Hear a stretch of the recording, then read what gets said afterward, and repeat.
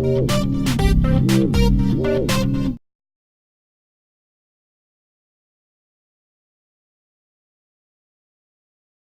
right, folks.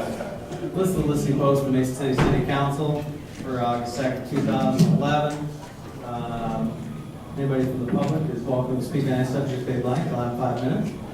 Please state your name and address.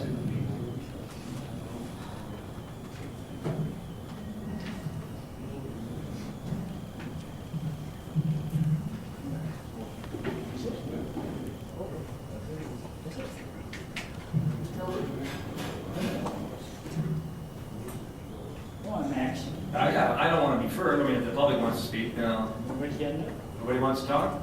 Alex, you got something to say, don't you? All right. 5 minutes. I'll say, Tim? All right. Okay. Councilman. Okay.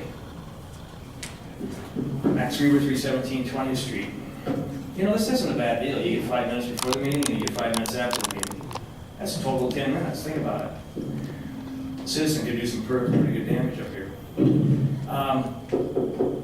Here's what I want to say. Cargill. I couldn't make it. The RSVP, I couldn't make it. I had some family stuff going on and visitors from out of town, and I did the family thing. But I got a phone call the next day. Nobody was there. Nobody really showed up. The mayor was there for, I heard, like 11 minutes. I had split to another more important meeting. Council members really, there wasn't a majority of us there. I apologize for that. I apologize to the person that called me up.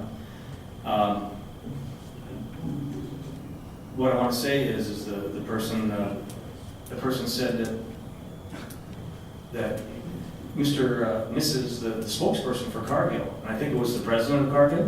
Is that correct, Brent? Had nothing but great things to say about Mason City. And the other thing I heard, there was no press there. I talked to Mr. Fisher. Somebody talked to the Globe Gazette, said they don't do ribbon cuttings or groundbreakings. And then somebody, Mr. Fisher, I think, his email was pretty close to the time that it happened. And we should have been there. I hope we write a letter as council to Cargill thanking them, and because I understand their president did come down and spoke highly of their relationship with Mason City and how well it works and how good it is, and that they're going to have further expansion here in the community. And that is my point tonight. That words that she used needs to be out in the community. The community needs to hear that good message, that there's great potential for further expansion from Cargill in the near future. That would be the end of this year and into next year. So I hope we get that word out. I think that's a good thing to have. Now, if somebody's got a tape of the speech that she made, that would be great to work off of, because it's good news for the citizens of Mason City. So, appreciate everything everybody does, but when you get a president of a company like that, that says there's going to be future partnerships and expansions without any rigmarole or political maneuvering in our community, that sounds pretty good. Secondly, I want to say this. I also got another phone call. I do have some supporters in the community. Very troubling phone call, actually. I'm not sure what the corridor's job is, the economic development branch, but I don't think we've ever sat down with the three entities and talked about what are we doing, and maybe you guys can correct me, what are we doing with retail? I've never gotten to that point yet. From what I understand, the retail end of isn't been really declared yet if the corridor group is going to help commercial and retail ventures. You know, are they going to go out and try to get a Old Navy or Gap or whatever? Until this past week, I heard that 10 days ago or something, I heard the mayor hooked up Brent Willett with Harley Davidson. And I think it was kind of confusing for Harley Davidson actually to what's going on here. They're ready to ground break, they're ready to build. Actually, I met with Harley Davidson 10 years ago, and they wanted to do some stuff, and it's still been on the table. Now they're at the point where they have growing pains and they can do some things. They could move wherever they wanted to, or they could stay downtown. I don't think it's fair, again, to keep us out of the loop clearly that's an issue where you'd simply say, well, yeah, come on uptown to City Hall, we'll put you up with our administrator and community development director, and we'll see what we can do. If we have tax abatements, if we can vacate the alley, which was talked about over 10 years ago, and let's keep them downtown.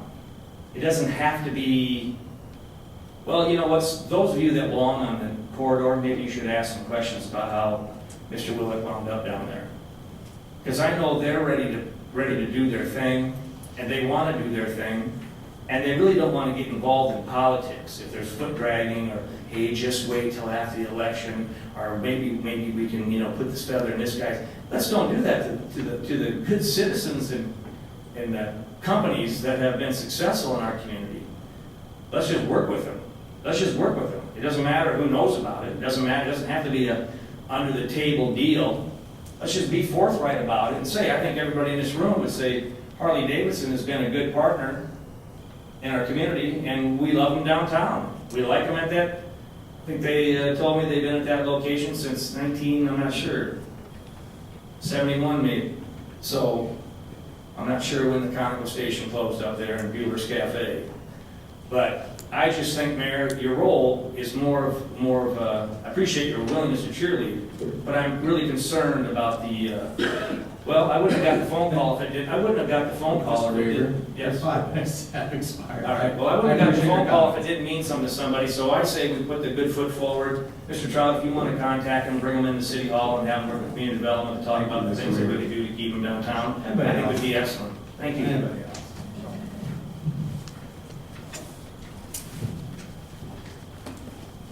All right, seeing none, we're adjourned. Thank you, folks.